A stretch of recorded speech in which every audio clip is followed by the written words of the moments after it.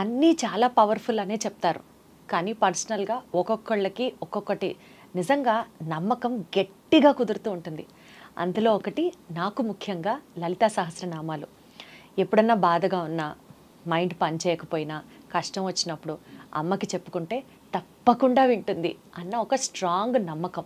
మరీ ముఖ్యంగా సంతోషం వచ్చినా, బాధొచ్చినా లలితా సహస్రనామాలు గనక చదువుకుంటే ఏదో తెలియని ప్రశాంతత, ఏదో తెలియని అమ్మ మన మీద చెయ్యేసి అంతా బాగానే ఉంటుంది అని చెప్తున్నటువంటి ఒక భరోసా. ఇది పర్సనల్గా నాకు లలితా సహస్రనామాలు చదువుకుంటే వచ్చే భావన. కానీ లలితా సహస్రనామాలకి ఒక్కొక్క నామానికి సంబంధించి ఒక్కొక్క ప్రత్యేకత ఉంది, ఒక్కొక్క విశిష్టత ఉంది. ఎన్నో హెల్త్ ప్రాబ్లమ్స్ దగ్గర నుంచి మెంటల్ బ్లాక్స్ దాకా దాన్ని ప్రాపర్గా సాల్వ్ చేయగలిగినటువంటి ఎఫికసీ ఉంది లలితా సహస్రనామాలకి అని ఇప్పుడు కాదు, ఎప్పుడో మన పురాణాల నుంచి చెప్పబడిన మాట. వీటి గురించి మనతో మాట్లాడడానికి ఇవాళ మనతో ఉన్నారు స్పిరిచువల్ ఆస్ట్రో సైకాలజిస్ట్ డాక్టర్ శ్రీమతి పుండ్ల కల్పవల్లి గారు ఉన్నారు. ఆవిడతో కనెక్ట్ అవుదాం. అమ్మ నమస్తే. చెప్పరా, ఎలా ఉన్నారు? బాగున్నామ్మా. దేదీప్యమానంగా మాట్లాడేటువంటి దీప్తి నా ముందర కూర్చున్నప్పుడు ఇంకా నాకేంటి ఆనందమే. మరి ఇంకా నా డైలాగ్ అది. చక్కగా ఎంత గ్లోఫుల్గా గ్లోరియస్గా వెలుగుతున్నటువంటి మీరు నా ముందర కూర్చొని మాట్లాడుతుంటే అంత ఆ ప్లెజరు ప్రైడ్ నాది, నేను తీసుకోవాలి. అమ్మ, ఈరోజు లలితా సహస్రనామాలు నాకు ఎంతగానో ఇష్టం. ఈ సబ్జెక్టు లలితా సహస్రనామాలు గురించి మాట్లాడితే, అమ్మవారి గురించి మాట్లాడితే ఏదో ఒక తెలియని కనెక్షన్ లాగా అనిపిస్తూ ఉంటుంది. లలితా సహస్రనామం అంటుంటేనే ఎంత గూస్ బంప్స్ వచ్చేస్తుంటాయి. కారణం ఏంటి అని అంటే, నేను లలితా ఉపాసకురాలని, నేను శ్రీవిద్యోపాసకుని. కాబట్టి నాకు ఎవరైనా లలితా సహస్రనామం అని కానీ అమ్మవారి గురించి 2 మాటలు చెప్పండి అంటే ఎక్కడ నుంచో ఆనందం నాకు తెలియకుండానే వెల్లివిరుస్తూ ఉంటుంది.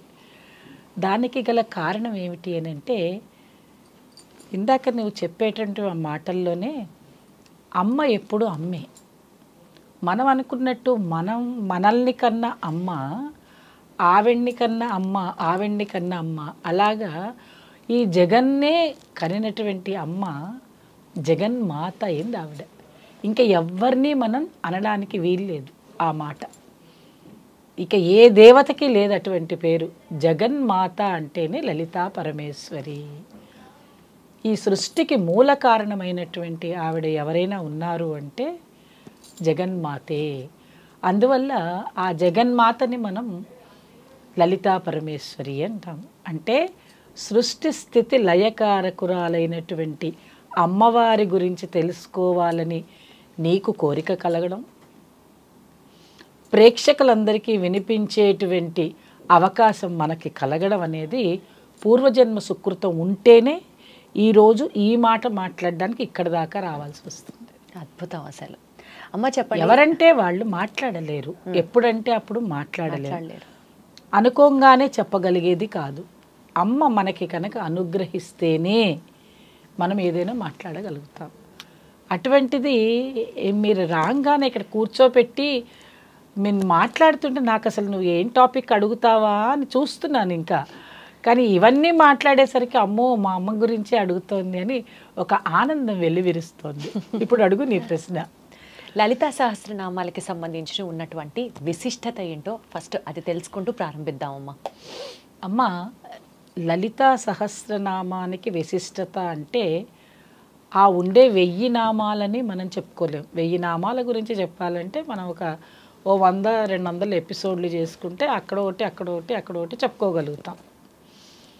నార్మల్గా ఉన్న దానిలో మనకు ఉండేటువంటి కొన్ని లక్షల కోట్ల మంది చూసేటువంటి వాళ్ళందరికీ కూడా అసలు లలితా సహస్రనామం అంటే ఏంటో దాని గురించి వాళ్ళ ఓ చిన్న పరిచయం చేసుకుందాం. రాబోయే రోజుల్లో దాని గురించి వరుసగా చెప్పుకుంటూ పోతాం. ఒక్కొక్క 10 నామాలు 20 నామాలు అలా తీసుకుని వాటి గురించి చెప్పచ్చు. అయితే లలితా సహస్రనామానికి ఒక చక్కటి విశిష్టత ఉన్నది. అంటే వేరే నామాలకి లేవా అంటే అన్ని నామాలకి, అన్ని సహస్రనామాలకి ఉంటాయి. అసలు సహస్రనామం అంటే ఏంటి మనకు అక్కడ వస్తుంది సందేహం అంతా. మరి వేరే ఏమైనా అనొచ్చు కదా. అమ్మవారికి మనం చెప్పేటప్పుడు అష్టోత్తర శతనామము, సహస్రనామం ఇవి రెండే చెప్తాం. మీరు గమనించే ఉంటారు. అవును అవును ఏ అమ్మవారికైనా ఏ అయ్యవారికైనా అష్టోత్తరం అంటే ఏంటి మొట్టమొదటి అది తెలియాలి మనకి. లలితా సహస్రనామం అన్నావే ఇందాక, లలితా సహస్రనామం కన్నా లలితా అష్టోత్తరం 1000 times పవర్ఫుల్. ఓ కానీ అందరూ చెప్పలేరు, అందరూ పలకలేరు. అది కొంచెం సంస్కృతంలో ఉండేటువంటి కష్టభూయిష్టమైన పదాలు ఉంటాయి అందులో. ఓకే ఒక్కొక్క నామం కూడా చాలా పెద్దదిగా ఉంటుంది. అందువల్ల ఏంటంటే అందరూ అష్టోత్తరం జోలికి పోరు, సహస్రనామం జోలికి వస్తారు. అచ్చా ఒకటి. రెండవది ఏంటంటే సహస్రనామం అంటే ఏంటి? సహస్రము అంటే 1000. 1000 అంటే 1000 నామాలే ఉంటాయా అమ్మవారికి, ఇంకా ఉండవా అంటే కొన్ని వేల నామాలు ఉంటాయి. వేల నామాలున్నా అన్ని నామాలని మనము చెప్పుకోలేం కాబట్టి మానవాళి పలకడం కోసమని ఒక 1000 నామాల కింద సహస్రనామార్చన అని పెట్టారు.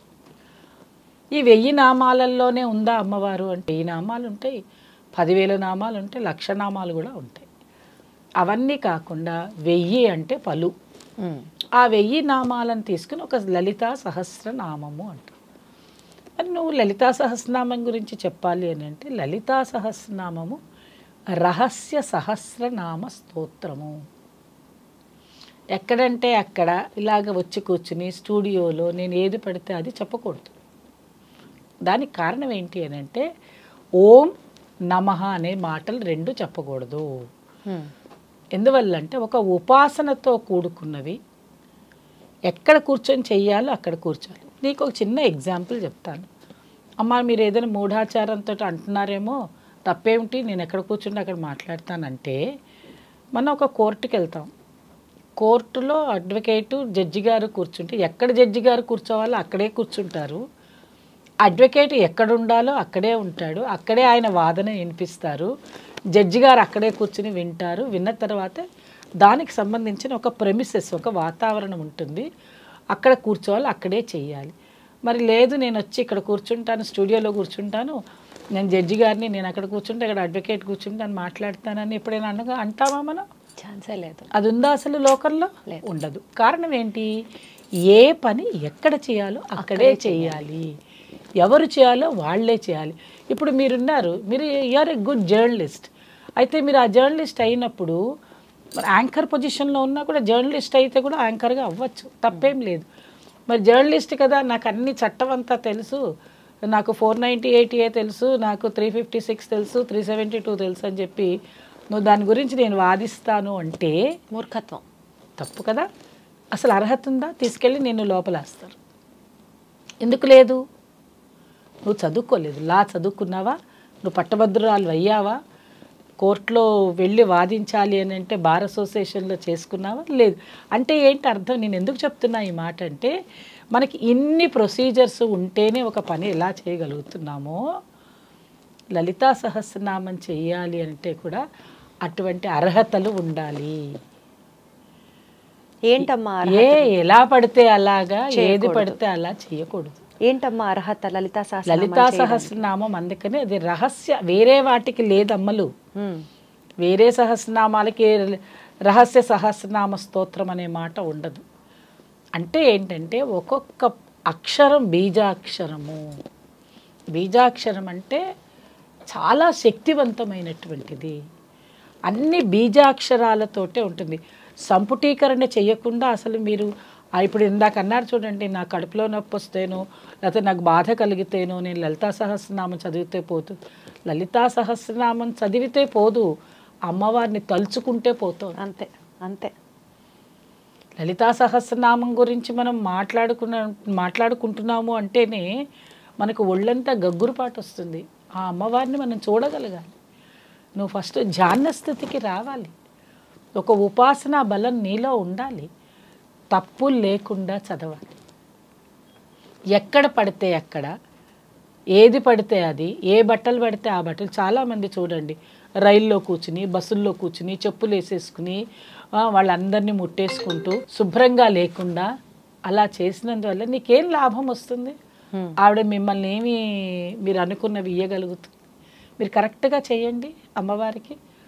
ఇలా సహస్రనామమే చెయ్యాలని మీరు అనుకున్నట్టయితే చక్కగా కూర్చోండి ఒక రూమ్లో, స్నానం చేసి వచ్చి హాయిగా ఉతికారేసిన బట్ట కట్టుకుని కొన్ని నియమాలు ఉంటాయి దానికి. ఎలా పడితే అలాగే చెప్పకూడదు, నేర్చుకోవాలి, తప్పులు లేకుండా నేర్చుకోవాలి. లలితా సహస్రనామం నేర్చుకోవాలి అని అంటే దానికి ఒక గురువు ఉండాలి. ఆ గురువు దగ్గర చక్కగా నేర్చుకోవాలి. ఒక్కొక్క నామాన్ని శ్రీమాత శ్రీ మహారాజ్ఞి శ్రీమత్ సింహాసనేశ్వరి అనే పదాలు చక్కగా పలకగలగాలి.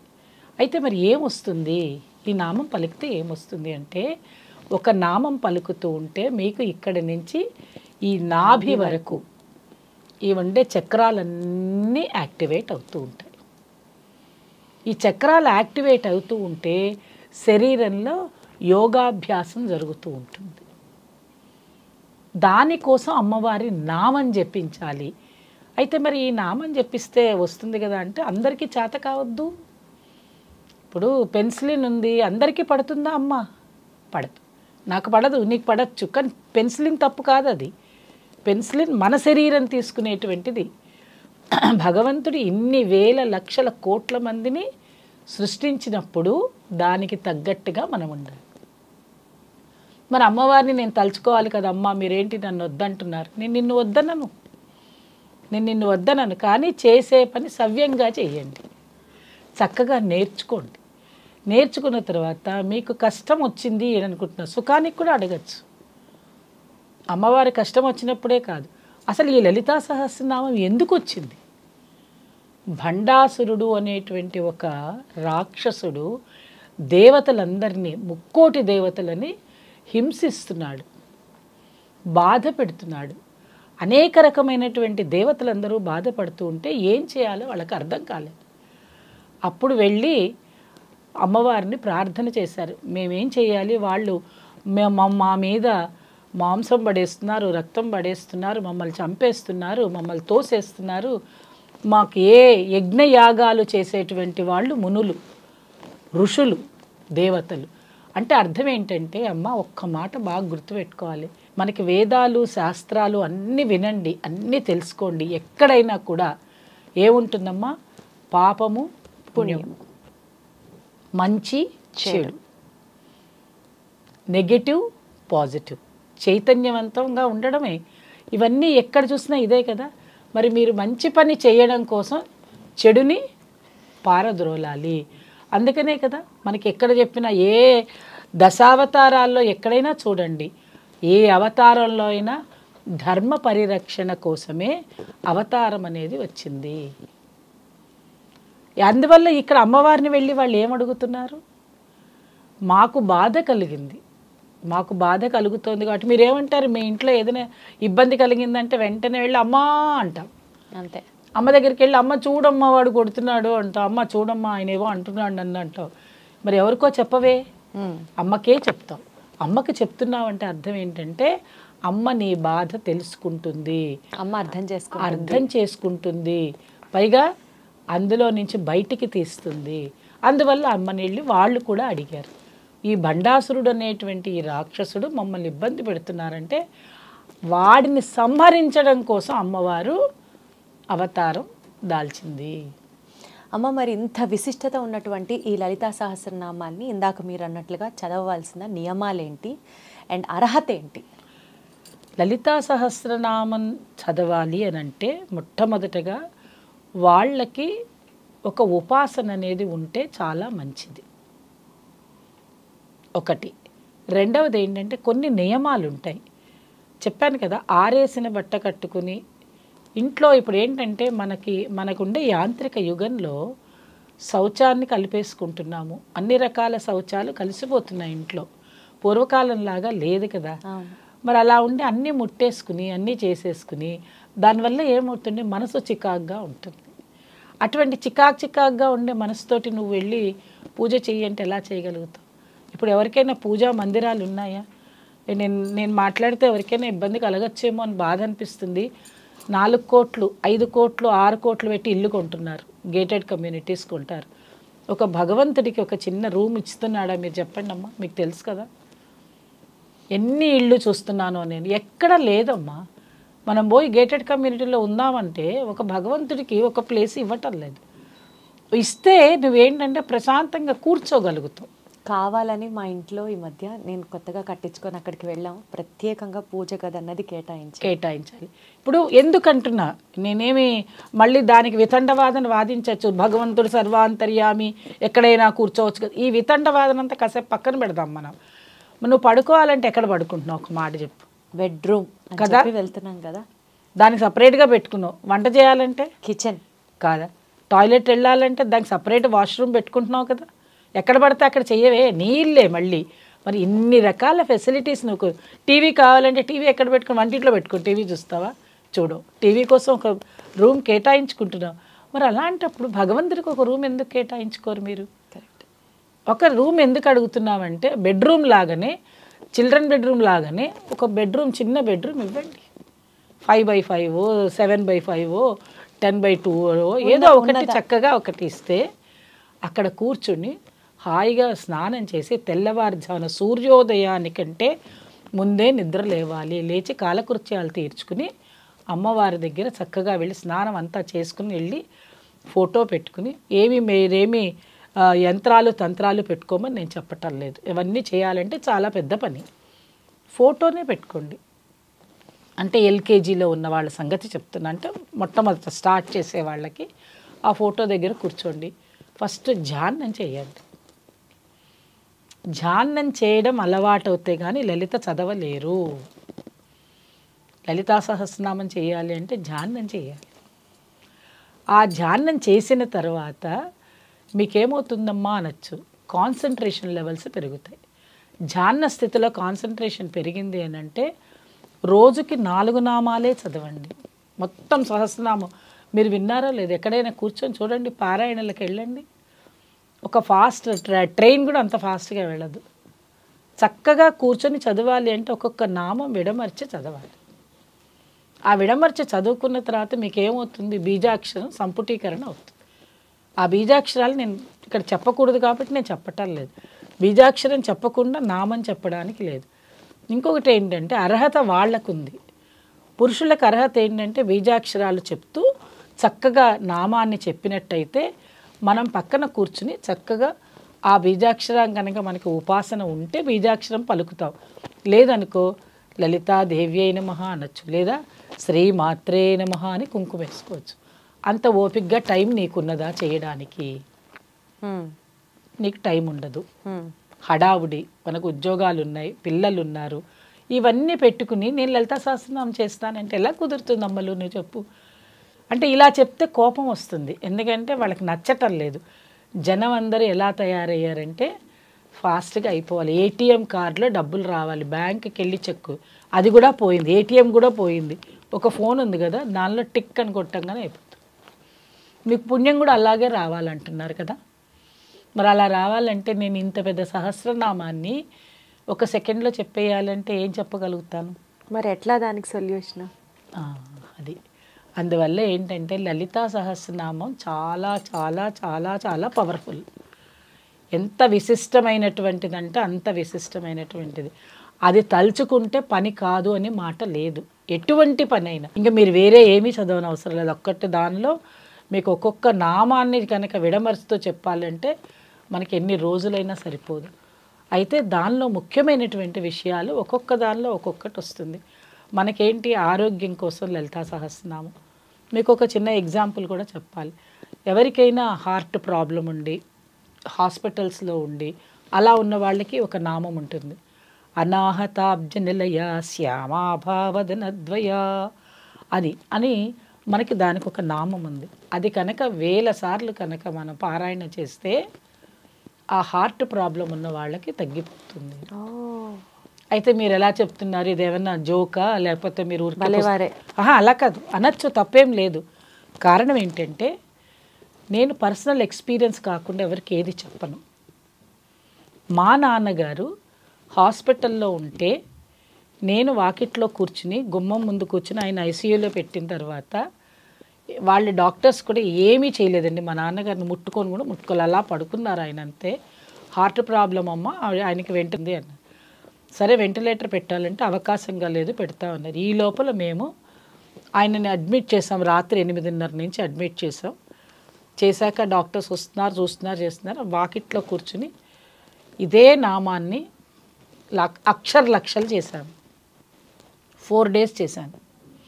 ఇంటికి కూడా పోలేదు, అన్నం తినలేదు, ఏం లేదు. ఒక్క తప్పదు కాబట్టి, ఇది వెళ్ళాలి కాబట్టి, వెళ్ళాలంటే స్నానం చేయాల్సి వస్తుంది. అందుకని 6 hours to 12 hours ఆపుకుని ఇది చేశాక బాత్రూంలోకి వెళ్ళి స్నానం చేసి వచ్చి మళ్ళీ కూర్చున్నాను. అలా చేశాక మా నాన్నగారు 5 years చక్కగా ఉన్నారు. డాక్టర్స్ అడిగారు కూడా, మేమంతా ఇంతసేపు అనుకున్నాం కదా, ఇది చెయ్యలేదేంటి అని. మా నాన్నగారు కూడా చాలా సుందరకాండ పారాయణ చాలా గట్టిగా చేస్తారండి.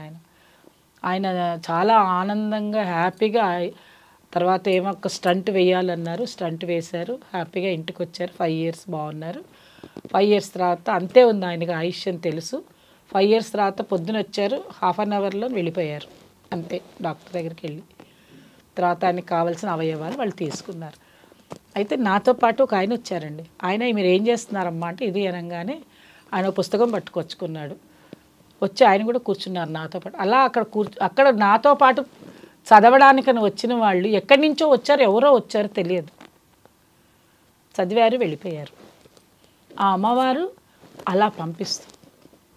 ఈ యొక్క నామానికి అంత పెద్ద ఇది ఉన్నది. అమ్మ, ఒక్కో నామానికి మన లైఫ్లో ఉన్న ఒక్కొక్క ప్రాబ్లంకి సంబంధించిన నామం ఉంటుందా? అన్నిటికీ అన్ని నామాలు ఉన్నాయి. ఇంకొకటి ఏంటి అంటే, మనం స్త్రీ జాతి చెప్పుకోవాల్సింది ఏంటి అంటే, మీకు అసలు లలితా సహస్రనామం చెప్పాలంటే చెప్పాను కదా, ఒక ఎపిసోడ్లో 10 నిమిషాలలో యూట్యూబ్లో చెప్పేవి కాదు. కారణం ఏంటంటే 9 నెలలు మనం గర్భం దాల్చి ఒక శిశువుకి మనం జన్మనిస్తున్నామంటే లలితా సహస్రనామంలో ఏ నెలలో ఏ ఆహారం తీసుకోవాలి, ఈ గర్భస్థ శిశువుకి ఎటువంటి ఆహారం పెట్టాలి, ఏ నామం చేస్తే ఇది ఉంటుంది అనే విషయాలు ఉన్నాయి అందులో. అందుకనే కడుపుతో ఉన్న వాళ్ళ దగ్గర ఈ లలితా సహస్రనామం దాని వరకే చెప్తాం మేము, అంతవరకే చెయ్యండి. ఎవరినైనా కూర్చోబెట్టి చక్కగా చదువుకున్న వాళ్ళు ఉంటారు, పురోహితులు ఉంటారు, వాళ్ళతో కూర్చోబెట్టి మీ ఇంట్లో ఆ పారాయణం చేయించండి 5 నెలలు. గర్భస్థ శిశువు ఎలా పెరుగుతుంది, ఎలాగ చర్మం ఎలా వస్తుంది, కళ్ళు ఎలా వస్తాయి, ముక్కు ఎలా వస్తుంది, తర్వాత గుండె ఎలాగా పనిచేస్తుంది. సో ప్రెగ్నెన్సీలో ఏ నామాన్ని ఎక్కువసార్లు చదివితే అటు తల్లికి కానీ ఇటు శిశువుకి కానీ మంచిదమ్మా? ఇప్పుడు లలితా సహస్రనామం తీసుకున్నప్పుడు ప్రతి నామానికి ఒక్క ప్రెగ్నెన్సీ కాదు తల్లి, లలితా సహస్రనామంలో ఒక్కొక్క నామానికి విశిష్టత ఉంది. ఆ నామ విశిష్టతలో ఆరోగ్యానికి ఉంది, ఐశ్వర్యానికి ఉంది, మాంగళ్యానికి ఉంది. అచ్చా. ముఖ్యంగా ఏంటంటే ఫస్ట్ నేను మీకు ఒక ఎగ్జాంపుల్ చెప్తే మీకు అర్థమవుతుంది. మీరే వచ్చారు నా దగ్గరికి, ఎందుకంటే నేను ఒక ఆస్ట్రాలజర్. మా అమ్మాయికి ఎన్ని సంబంధాలు చూసినా పెళ్ళి కావటం లేదు, వస్తున్నాయి వెళ్ళిపోతున్నాయి అని అడిగేవాళ్ళు చాలామంది ఉంటారు.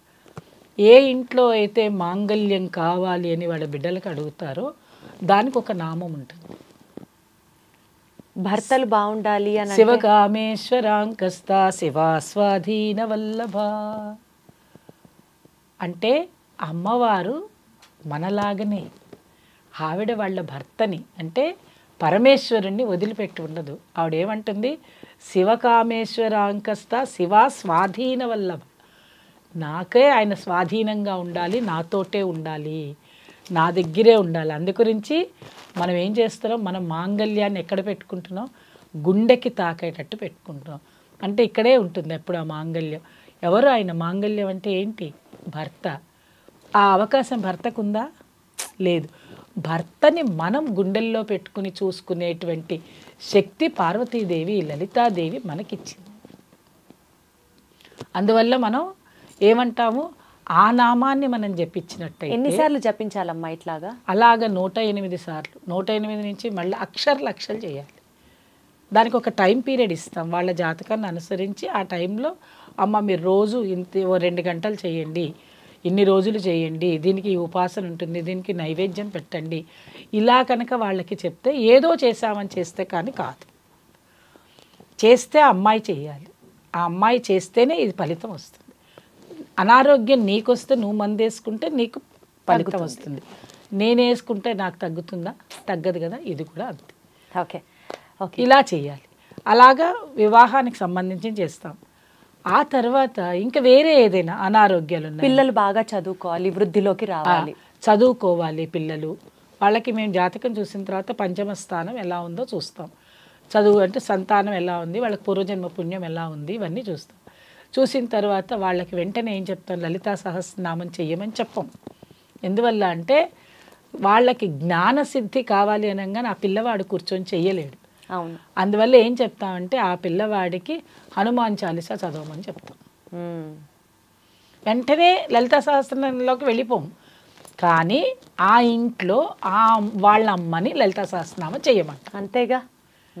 ఆ పిల్లవాడికి చెప్పం. ఇప్పుడు నేను ముందు చెప్పినట్టుగా ఆ అబ్బాయే చెయ్యాలి అంటే ఆ అబ్బాయికి ఏమొస్తుంది? కుదరకపోవచ్చు, చదువుకోవాలి, స్కూళ్ళకి కాలేజీలకే వెళ్ళాలి. అందుకని ఇంట్లో అమ్మ మాత్రం ఏం చేయాలంటే అందరూ రక్షగా ఉండాలి అని అనుకున్నప్పుడు శుక్రవారం కానీ మంగళవారం కానీ ఆవిడకి రోజు టైం కుదరకపోతే ఒక్కసారన్నా సరే రోజు ఒక్కసారి చదవగలిగే స్థితి ఆవిడకి ఉన్నది అంటే పొద్దున్న లేచి 1 గంట దానికి కేటాయించుకోవాలి. కుదరదు వారానికి 1 రోజు, శుక్రవారం పూట, శుక్రవారం వీలైందనుకోండి శుక్రవారం, గురువారం వీలైందా గురువారం, ఏ వారం అయినా సరే, ఆదివారం వీలైందా ఆదివారం, అమ్మవారిని హాయిగా కూర్చుని ప్రశాంతంగా ఒక పుస్తకం చేతిలో పట్టుకోండి. పుస్తకం లేకుండా చదవద్దు. ఎన్నో యూట్యూబ్స్లో మనకి చాగంటి వారు కానీ ఇంకొకళ్ళు కానీ పెద్దవాళ్ళు ఎవరైనా చెప్పినటువంటి విషయాలు ఉన్నాయి. నామాన్ని చక్కగా పలికే విధానం తెలుసుకోండి. అంతగా వాళ్ళకి ఎవరికంటే వీలైతే మనమే ఒకసారి నామాన్ని ఎలా చదవాలో అనేది మనం నేర్పిద్దాం. అది కూడా ఇబ్బంది ఏం లేదు, మన ఛానల్ ద్వారా కూడా వెళ్ళొచ్చు. వాళ్ళకి ఏమిటి అని అంటే అది చదవడం నేర్చుకోవాలి. నేర్చుకున్న తర్వాత తల్లికి తెలిసిందనుకోండి, వాళ్ళ అమ్మాయి కడుపుతో ఉన్నది అనగానే కూర్చోపెట్టి చదువుతుంది. తను చదువుతుంది, అలాగే వాళ్ళ ఇంట్లో పురోహితుడు లేదా వాళ్ళ నాన్నగారు చదివే వాళ్ళు ఉన్నారనుకోండి, వాళ్ళు చదివితే ఇంకాస్త ఎఫెక్ట్గా. అసలు ఏది ఎఫెక్టివ్ అమ్మ?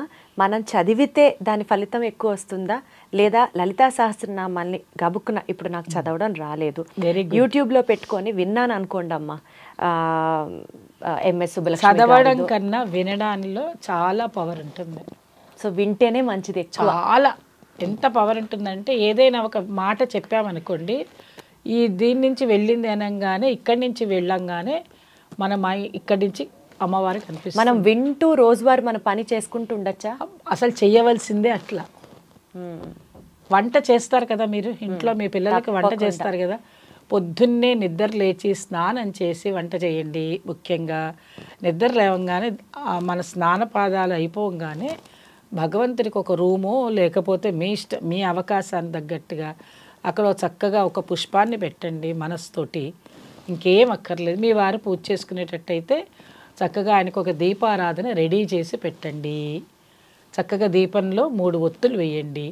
వేసి వీలైతే ఇంత ఆవు నెయ్యి వేసి ఆయన కోసం రెడీగా పెట్టండి. అక్కడ ఇన్ని పుష్పాలు కూడా తెచ్చి అక్కడ పెట్టండి. ఆయన సంధ్యావందనం చేసుకునే అవకాశం గల వాళ్ళైతే సంధ్యావందనం చేసుకుంటారు, లేని వాళ్ళైతే ఏదో ఒక నామం చేసుకుంటారు. ఏది రాదు అనుకున్నారంటే వాళ్ళ అమ్మ పేరు తలుచుకోమనండి 11 సార్లు, లేదు ఓం నమ శివాయ చేయమనండి. అది కూడా చేయలేము అంటే వాళ్ళ ఆవిడ పేరు తలవమనండి. ఏదో ఒక పేరు అయితే తలవస్తారు. వాళ్ళ ఆవిడ కూడా కాదు, వాళ్ళ అమ్మాయి పేరు చదవమంటే వాళ్ళ బాస్ పేరు చదవమనండి. ఎవరో ఒకళ్ళు నామం చదివితే ఏమవుతుందంటే ఇక్కడ వెలుగుతూ ఉంటుంది. ఆటోమేటిక్గా వాళ్ళే చేసేస్తారు. మొదట్లో చెయ్యమంటారు, తర్వాత వాళ్ళే ఏంటి ఇక్కడ ఏం పెట్టలేదేంటి, రెడీ చేయలేదేంటి అని అడుగుతారు. దీనికి కులం లేదు, మతం లేదు, జాతి లేదు, ఏమీ లేదు. చేయవలసింది ఏంటంటే భగవంతుడు అనే మనసులో అనుకోవడం, మనం పూజ చేసుకోవడం. ఆర్భాటాలు వద్దు. ఆర్భాటంతో చెయ్యమని ఏ శాస్త్రంలో చెప్పలేదు. ఎందుకు చెప్తామంటే ఒక డ్రెస్ కోడ్ ఉండాలి కాబట్టి. మీరు అలవాటు చేసుకుంటేనే, స్కూల్కి వెళ్ళాలంటే స్కూల్ డ్రెస్, కాలేజీకి వెళ్ళాలంటే ఒకప్పుడు మనకి కాలేజీ డ్రెస్, లేదు మనం ఉద్యోగం చేసే చోట ఉద్యోగం డ్రెస్సు, ఒక అడ్వకేట్ అయితే ఒక అడ్వకేట్ డ్రెస్సు, పోలీస్ అయితే పోలీస్ డ్రెస్ ఎట్లా వేసుకుంటున్నాం? అమ్మ మీరంటే ఇట్లా ఒక డ్రెస్ అని స్పెసిఫిక్గా చెప్తున్నారు. ఇందాక మీరు మాట్లాడుతూ లలితా సహస్రనామాలు చేయాలంటే ఉతికిన బట్ట వేసుకోండి అని చెప్పారు. ఇప్పుడు మీరు డ్రెస్ ప్రస్తావన తీసుకొచ్చారు కాబట్టి అడుగుతున్నారు. ఎక్కడైతే ఒక చోట లలితా సహస్రనామాలు నేర్పిస్తున్నారో ఆ గురుముఖంగా నేర్చుకునే సందర్భంలో వాళ్ళు ప్రత్యేకంగా చెప్పింది ఏంటంటే స్నానం చేసి ఏదన్నా వేసుకోండి, నైటీ వేసుకొని మాత్రం లలితా సహస్రనామాలు చెయ్యొద్దు అన్నారు. నాకు అర్థం కాలేదు, దానికి ఏమిటి సంబంధం? ఉతికిన బట్ట ఉంటే చాలు కదా. అసలు ఒక విషయం తెలియట్లేదు దీప్తి, ఈ మధ్య ఇదొక పిచ్చి ఏర్పడింది. ఏమండి, ఎవరి పర్సనల్ బట్టలు వాళ్ళని మనం వేలెత్తి చూపించకూడదు. ఆడవాళ్ళని కించపరిచే మాటలు నాకు నచ్చవు. వాళ్ళు నైటీయే వేసుకుంటారో ఇంకేమైనా వేసుకుంటారో, అసలు ఆ మాట ఎందుకు అనాలి? అందుకే నేను చెప్తున్నా, నేను చాలా సున్నితంగా చెప్తున్నాను, ఆ మాట వద్దు, మనం అనొద్దు వాళ్ళని ఎవరిని. ఒక డ్రెస్ కోడ్ పెట్టుకోండి, మీరే పెట్టుకోండి. భగవంతుడి దగ్గర ఎలా ఉండాలి అని అంటే నేను అదే చెప్తున్నా. ఒక జడ్జి గారి ముందు అడ్వకేట్ ఎలా ఉండాలి చెప్పండి, అలా ఉండండి. ఒక రక్షణాధికారి, ఒక పోలీసు ఉన్నాడు, పోలీస్ లాగే వెళ్తున్నాడుగా. ఎవరికి దగ్గరికి వెళ్ళాలో వాళ్ళకి ఆ డ్రెస్ ఉంది కదా. విమానం నడిపేవాడికి విమానం డ్రెస్సు, రైలు నడిపేవాడికి రైలు డ్రెస్సులు ఎట్లా ఉంటాయి, ప్రతి వాళ్ళకి ఒక డ్రెస్ కోడ్ అయితే ఉంది. ఆ డ్రెస్ కోడ్ ఉన్నట్టే పూజ చేసుకోవడానికి ఒక డ్రెస్ కోడ్ పెట్టుకోండి. ఎందువల్ల చెప్తున్నాను ఈ మాట అంటే, మీరు అడిగిన దానిలోనే జవాబు ఇందులోనే వస్తుంది. మనం ఎలా ఉంటామో, మీకు ఎంత అనుభవం ఉందో నాకు తెలియదు, మన ఆహార్యాన్ని బట్టే మన మనసు ఉంటుంది. నువ్వు చక్కగా చీర కట్టుకుని, చేతి నిండా గాజులు వేసుకుని, బొట్టు పెట్టుకుని, తల్లో పువ్వు పెట్టుకుని అలా ఉండి ఓ భగవంతుడి దగ్గరికి పూజ చేయాలనుకునే మనసుతోటి ఉంటే ఈ విధానం వేరే ఉండి, ఇట్లా ఉన్నప్పుడు వేరే పని ఏదైనా చేయమన్నారు అనుకోండి, మనం చేయకూడని పనో లేకపోతే ఇంకేదైనా పనో ఉందనుకోండి, ఇలాంటి డ్రెస్లో ఉండి ఆ పని చేయనంగానే నీ మనసు ఒప్పుకోదు. ఒక క్లబ్కి వెళ్ళమను, ఒక పబ్కి వెళ్ళమంటే ఓ పట్టు చీర, నా అవతారం ఉంది కదా ఇప్పుడు, నేను ఇలా వెళ్ళమంటే వెళ్తే బాగుంటుందా? అసలు వెళ్ళబుద్ధి కాదు. అక్కడ ఉండేటువంటి ఉన్న 100-200 మంది ఒక రకంగా ఉండి నేను ఒక్కదాన్ని ఇలా వెళ్ళాను అనుకో, ఏమిటి ఈవిడ పెళ్ళికి వచ్చిందా ఏమిటి, ఇట్లా వచ్చిందేంటి, పబ్కి వచ్చింది ఏమిటి అని అందరిలా గలగలగలగలగలగల మాట్లాడతారు. అంటే అర్థం ఏంటి, ఇది అక్కడ పనికిరాదు. అలాగే భగవంతుడి దగ్గర మనం ఏదైనా పూజ చేసుకోవాలనుకున్నాము, పూజ చేసుకోవాలన్నప్పుడు పూజకు తగ్గ వస్త్రం కట్టుకుందాం. రాత్రి పడుకునే ముందు మనకి ఎలా ఉండాలి, కంఫర్టబుల్ లివింగ్ ఉంటుంది. పడుకోవాలన్నప్పుడు చాలామందికి ఏంటంటే హాయిగా స్నానం చేసేసి వచ్చి హ్యాపీగా ఏదో ఒక వస్త్రం వేసుకొని అలా పడుకుంటే బాగుంటుంది అనుకునే వాళ్ళు కొంతమంది ఉంటుంది.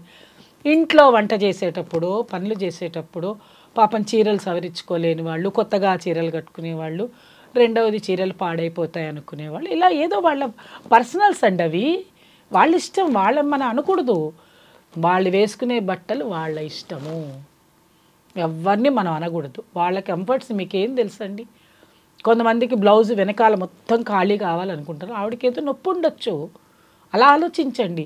అంతేగాని ఆవిడ ఇప్పుకు తిరిగిందని మనం అనకూడదు, పొరపాటు అది. అలాగే దేవుడి దగ్గర ఇప్పుడు మీరు అడిగారు, ఒక గురువు దగ్గరికి వెళ్తున్నారు. గురువు అంటే ఎవరు? అమ్మవారేగా. నా గురువు ఎవరు నన్ను అడుగుతారనుకోండి, నాకు లలితా పరమేశ్వరే గురువు. ఆ గురువు దగ్గరికి వెళ్ళి నేను ఎలా ఉండాలి, ఆ గురువుకు తగ్గ మర్యాద ఇవ్వాలి. I should respect the chair. ఇప్పుడు దీప్తి అక్కడ కూర్చుందంటే ఐ షుడ్ రెస్పెక్ట్ హర్. అర్థమైందమ్మా కదా? ఇప్పుడు నేను అలా ఉండకపోతే ఎలా ఉంటుంది? కాబట్టి మీరు అడిగిన ప్రశ్న చాలా మంచి ప్రశ్న. చక్కగా ఉతికి ఆరేసిన వస్త్రాన్ని ధరించండి. అక్కడ పేర్లొద్దు, అది వేసుకోండి ఇది వేసుకోండి మనం చెప్పకూడదు. వాళ్ళు దాన్ని రెస్పెక్ట్ ఇవ్వాలి. లలితా సహస్రనామానికి రెస్పెక్ట్, చెప్పే వాళ్ళకి రెస్పెక్ట్ ఇచ్చే వస్త్రాలను ధరించి కూర్చోండి. పలానా టైంలోనే లలితా సహస్రనామాలు చేయాలి రోజు మొత్తంలో అంటారు, దానికి ఏమైనా ఒక నియమం ఉందా? నియమం ఉంటుందమ్మా. మిట్ట మధ్యాహ్నం చేయరు, అంటే కంటిన్యూ అహోరాత్రం చేసేటప్పుడైతే చెయ్యొచ్చు, కానీ పొద్దున్నే చేసుకోవాలి. పొద్దున కుదరలేదంటే బిఫోర్ 12 భోజనాలు, టిఫిన్లు, కాఫీలు అన్నీ తాగేసి తీరుబాటుగా తీరిక సమయంలో చేసి అపవిత్రం చేయకూడదమ్మా. చక్కగా పొద్దున పూట మీ పనులన్నీ ముగించుకొని, అంటే పిల్లల్ని పంపాలి కదా, మళ్ళీ అక్కడ ఇబ్బంది కాకూడదు కాబట్టి ఆ సమయం చూసుకొని చదవచ్చు. మిట్ట మధ్యాహ్నం చేయకూడదు. ప్రదోష కాలంలో చేసేటప్పుడు ఓన్లీ పారాయణం చేస్తారు. పారాయణం వేరు, నామం వేరు. మళ్ళీ అది గుర్తుపెట్టుకోండి. నామాలంటే నామమే, ప్రతి నామానికి బీజాక్షరం ఉంటుంది, నమః ఉంటుంది, కాబట్టి అది వేరు, అది వేరు, ఇది వేరు. మనకి అర్హత లేదు, బీజాక్షరాలు పలికి చేయడానికి అర్హత లేదు. కాబట్టి దానికి ఏం చేశారు అంటే పురోహితుడిని, వాళ్ళు ఎవరైతే యజ్ఞోపవీతం ధరించి ఉంటారో వాళ్ళకి కొన్ని సూచనలు ఇచ్చారు కాబట్టి, వాళ్ళకి అర్హతలు ఉన్నాయి కాబట్టి వాళ్ళు గాయత్రి మంత్రం చేస్తారు. కాబట్టి ఇది శాస్త్రంలో ఉన్న విషయం, ఇది నా పైత్యం కాదు, ముందే చెప్తున్నా. ఎవరైనా చేయొచ్చు అన్నారు కదని ఇప్పుడు దాని గురించి నా మీద పడితే నేనేం చేయలేను. నేను చదువుకునే చెప్తున్నా మీకు అంతే. కాబట్టి అంటే తెలియదు కదా అమ్మలు, ఎవరంటే వాళ్ళు చేయొచ్చు, ఎట్లా అంటే అలా చేయొచ్చు అనేది దానికి నేనేం కాంట్రవర్సీ లేదు. అమ్మవారు చెప్పిన విధానంలో ఇలా చేస్తే మంచిది అంటే అది మీరు కన్వే చేస్తున్నాను, ఇలా చేసుకోండి అని. లేదండి మేమే చేస్తాం అన్న వాళ్ళని నేను ఎప్పుడు వితండవాదం వాదించిన, అది వాళ్ళకు వదిలేద్దాం. అమ్మ మోస్ట్ ఇంపార్టెంట్ ప్రశ్న ఇది. సోషల్ మీడియాలో ఒక్కొక్కళ్ళు ఒక్కొక్క రకంగా చెప్తున్నారు. నిజమేది అబద్ధమేది అన్నది నాకు కూడా తెలీదు. మీ ద్వారా తెలుసుకునే ప్రయత్నంలో భాగమే ఈ ప్రశ్న. చెప్పండి. లలితా సహస్రనామం అనేది అమ్మవారిని పూజించే ఒక, ఏమనాలి దాన్ని, ఏదో ఒకటి అనండి, ఒక మంత్రం అనుకోండి, లేకపోతే ఒక ప్రార్థన, ఒక ప్రేయర్ ఫ్రమ్ అవర్ సెల్ఫ్ అనుకోండి. ఆడవాళ్ళకి మరీ ముఖ్యంగా పీరియడ్స్ అప్పుడు చెయ్యకూడదు అన్నది కొంతమంది అంటారు. ఇది కూడా సృష్టిలో భాగమే కదా, చెయ్యొచ్చు అని మరికొంతమంది అంటారు. అమ్మ అంటున్నావు కదా, అమ్మకి తెలీదా ఇలా జరుగుతుందని, నెలసరి వస్తుందని? ఇదంతా ఆవిడ సృష్టే కదా, ఎందుకు చేయకూడదు అని మరికొందరు అంటారు. అసలు ఇందులో ఏది కరెక్ట్? నేను డైరెక్ట్ ఆన్సర్ ఇవ్వచ్చా? నాలాగా ఇలా డౌట్ ఎంతమందికో ఉంది కదా, అందరికి ఉపయోగించేటట్టే చెప్తాను. నాకేమి తప్పేం లేదు, నువ్వు అడిగిన వాటిలన్నిటికీ ఓకే, నేనేది అనను, అది వాళ్ళ విజ్ఞత, నేనేమనను. ఒకటి, మానవ సృష్టిలో మనం ఏ పని చేసినా అంతా భగవంతుడి యొక్క ఆజ్ఞతోటే జరుగుతుంది. ఎందుకంటే భగవంతుడు సర్వాంతర్యామి, ఒక శక్తి స్వరూపిణి అమ్మ. మన కళ్ళకి కనిపిస్తుందా? కనిపించదు. మరి ఎలా చూస్తామంటే మనసుతోటి చూస్తాం అమ్మని. అయితే మనం బతకాలంటే ఏం చేస్తాం? గాలి పీలుస్తాం. అలాగే శరీరంలో ఉండే అవయవాలన్నీ బలంగా ఉండాలి అంటే ఆహారం తీసుకుంటాం. తీసుకున్న ఆహారాన్ని లోపలే దాచేసుకుంటున్నామా? లేదు. తర్వాత ఏమైపోతుందమ్మా, లోపలికి వెళ్ళాక ఇక్కడ జఠరాగ్ని ఉంటుంది, ఆవిడ దాన్ని బాగా పచనం చేసేస్తుంది. చేసిన తర్వాత దానిలో ఉండేటువంటి చక్కగా దాన్ని రక్తం చేసేసి రుధిరంగా అయిపోయిన తర్వాత ఆవిడ తనకి కావలసిన మంచి తీసుకుంటుంది, చెడునంతా కింద రెండులో వదిలేస్తుంది, మల రూపంలో కిందికి వదిలేస్తుంది. మరి ఆవిడ చేసినటువంటి సృష్టే, మీ అమ్మ చేసిన సృష్టే మీరు అడిగిన ప్రశ్నలోనే ఉంది. ఆవిడ అలా చెప్పింది కదా, మరి తినమంది తిన్నావు, తినిన తర్వాత అరిగిపోయింది మంచి తీసుకుంది, చెడును వదిలేస్తుంది. మరి ఆవిడ చెడును వదిలేసింది, మీ ఇంట్లోనే పెట్టుకోవచ్చు కదా, మరి దాన్ని ఎందుకు టాయిలెట్లోకి వెళ్తావు, వాసన వస్తుంది అంటావు, ముక్కు మూసుకుంటావు, ఫ్లష్ చేస్తావు, అది వేరేగా ఉండాలంటావు, చేతులు డెట్టాలు గడుగుతావు, ఎందుకు? నీలో నుంచి వచ్చిందే కదా. దీనికి జవాబు ఎవరిస్తారో చెప్పమనండి. నీలో నుంచే వచ్చింది అది, ఇది నీలో నుంచే వచ్చింది, ఇది నీలో నుంచే వచ్చింది కదా. నువ్వు తిన్న ఆహారంతో వచ్చింది కదా ఇది.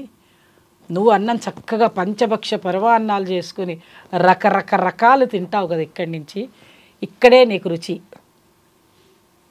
ఇంకా ఇక్కడి నుంచి ఇక్కడ దాటితే ఇక్కడ ప్రపంచంలో ఎవరినైనా అడగండి, ఇక్కడ నీకు రుచి తెలియదు.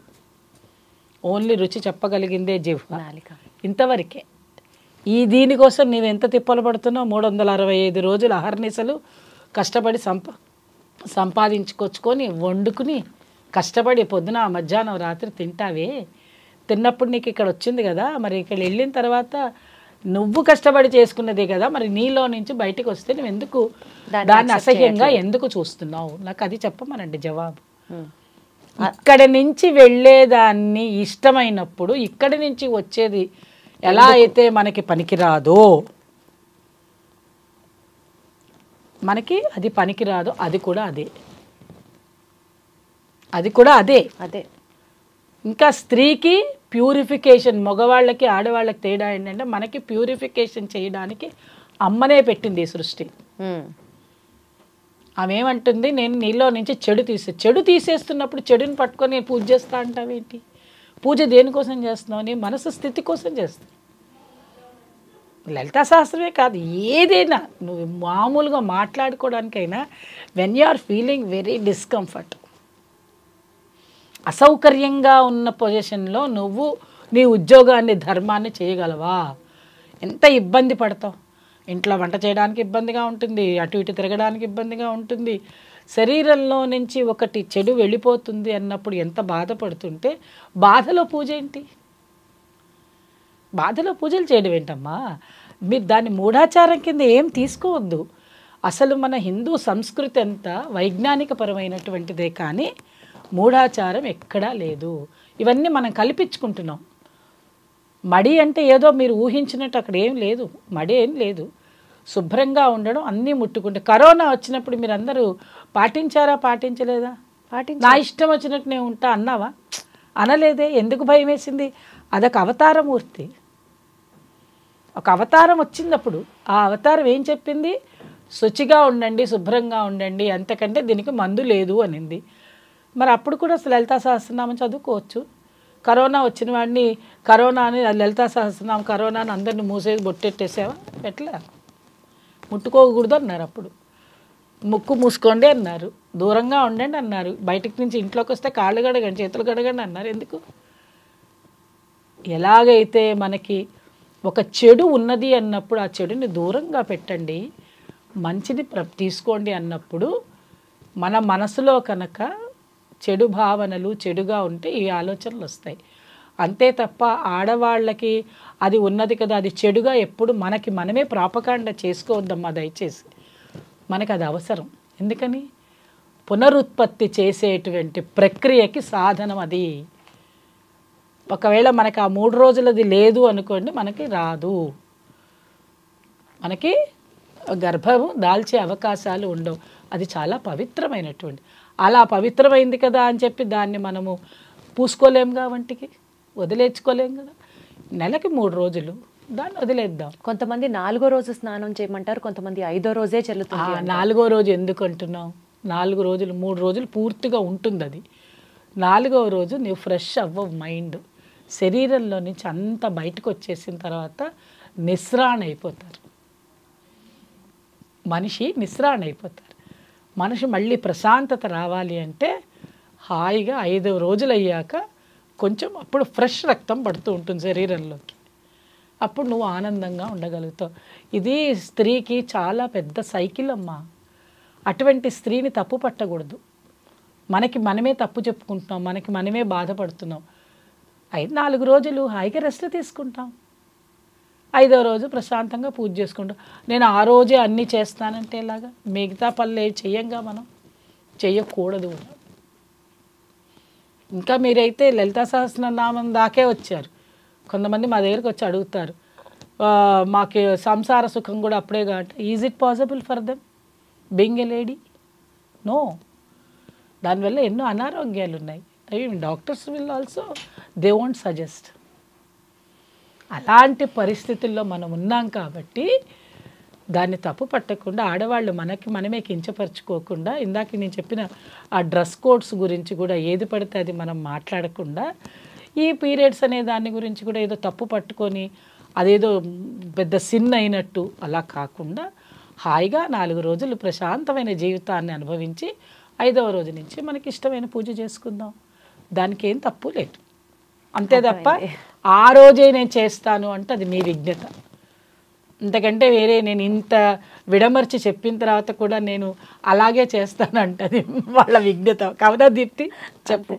అంతకంటే ఏం లేదు. కానీ scientific reasons are there to avoid on that day. Even ఆ 4 days 5 days చక్కగా అవాయిడ్ చేసి హ్యాపీగా చేసుకోండి. రైట్ అమ్మా. లలితా సహస్రనామాలు ఎలా చేయాలి, వాటి విశిష్టత, అండ్ ఎవరెవరికి ఏ నామాన్ని లక్షల సార్లు చెప్పుకుంటే మంచిది. అన్ని వివరాలు విషయాలు చాలా అర్థమయ్యేటట్టుగా చెప్పారు. ధన్యవాదములు. And for more videos, Please subscribe to iDream. Please subscribe to iDream. Please subscribe iDream. And please subscribe to iDream. For more videos, subscribe to iDream. please like, share and subscribe to the channel. Congratulations, iDream. Subscribe to iDream. Subscribe to iDream. So subscribe to iDream Media. iDream ki iDream team andarki huge congratulations. Please subscribe iDream Media. Please subscribe to iDream. Subscribe iDream. Please subscribe to iDream. iDream అంటే నా కళల ఛానల్ను subscribe చేసుకున్న నోరు తిరుగుతలేదు. మీరైతే గంట గుర్తు కొట్టండి. For more such videos, please subscribe to iDream. Subscribe to iDream. Please subscribe to iDream. Please subscribe iDream Media. Please do subscribe to iDream. Please subscribe to iDream Media. For best entertainment and information, please subscribe iDream. And don't forget to subscribe to iDream.